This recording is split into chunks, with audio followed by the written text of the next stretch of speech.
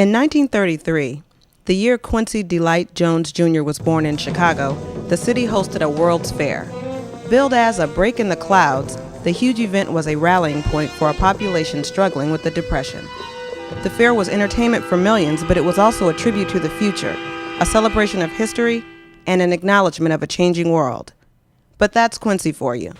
In addition to becoming a band leader, a solo artist, a sideman, a world traveler, a songwriter, producer, arranger, film composer, record label executive, author, magazine founder, television producer, and curator of American culture, Quincy Jones also knew exactly when to be born.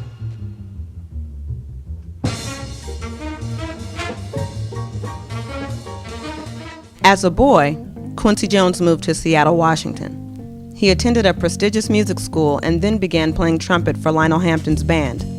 But even playing in a section that included Clifford Brown and Art Farmer didn't keep Quincy from moving to New York City, where he began working as an arranger for artists like Count Basie, Duke Ellington, and Sarah Vaughan. By 1956, Quincy Jones was touring with Dizzy Gillespie's big band. In 1957, Quincy was in Paris, studying and recording and then touring Europe with his own all-star band. He returned to the United States as the first African-American executive of a major record company.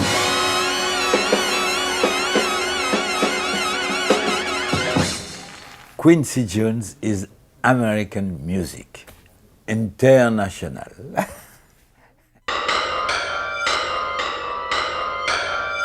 And I've seen the promised land.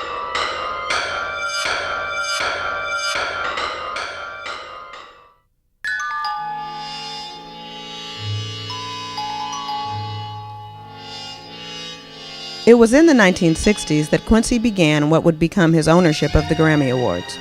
As of 2003, with 76 nominations, he is the most nominated artist in history. And with 26 statuettes, Quincy Jones is the most Grammy-honored artist, period. In 1963, Jones won his first for his Count Basie arrangement of I Can't Stop Loving You. That same year, Jones began working on the music for The Pawnbroker, the first of his 33 major motion picture scores, including In the Heat of the Night and They Call Me Mr. Tibbs.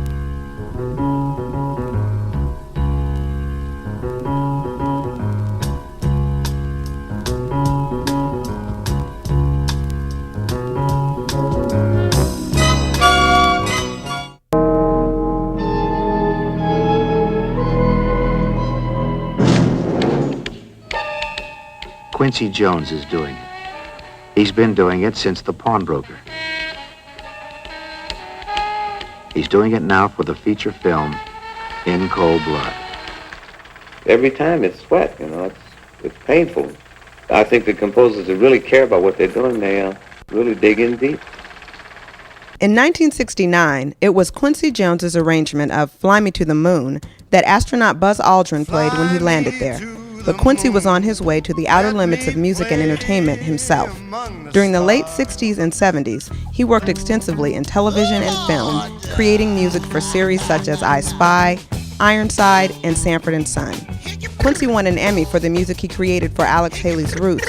And then, in 1979, after working with Michael Jackson on the film version of The Wiz, Jones produced Jackson's 1979 Off the Wall. The album was a blockbuster, but even with the success of 1980's The Dude, which featured Jackson, Stevie Wonder, Herbie Hancock, and James Ingram, no one was prepared for the impact of Jackson's 1982 Quincy Jones-produced Thriller.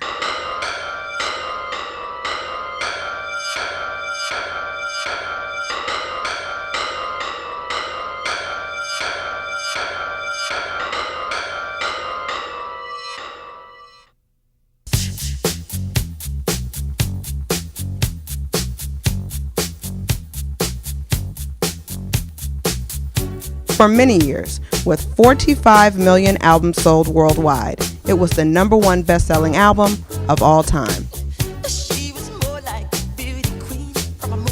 But did Quincy slow down? No.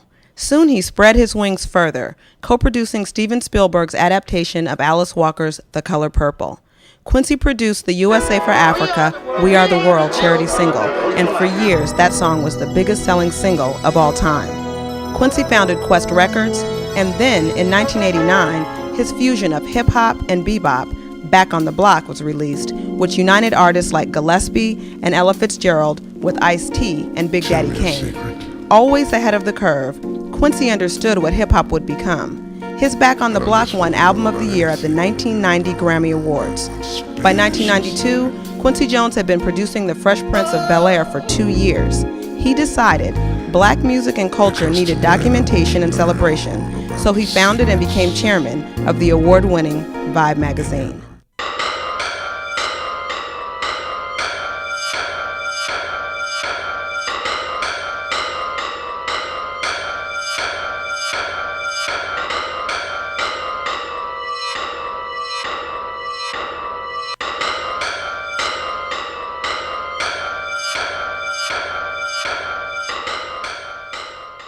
After overseeing the production of the first official event of William Clinton's presidential inaugural celebration, the creation of UPN's In the House, and Fox Television's Mad TV, in 1993 came the release of the Grammy-winning Miles and Quincy, live at Montreux. It seemed like a coming home, the jazz man coming back to his roots, but that would have been for anyone else. Quincy was just taking a pause before becoming chairman and CEO of Quest Broadcasting. Then he released Q's Juke Joint, and in 1998 he founded Q Radio. He also formed Quincy Jones Media Group, Inc., with films in development from directors such as Francis Ford Coppola, Milos Forman, and the Hughes brothers. Quincy Jones has been called a Renaissance man, a legend, a musical genius, a superstar. He has amassed more awards than he or we can count.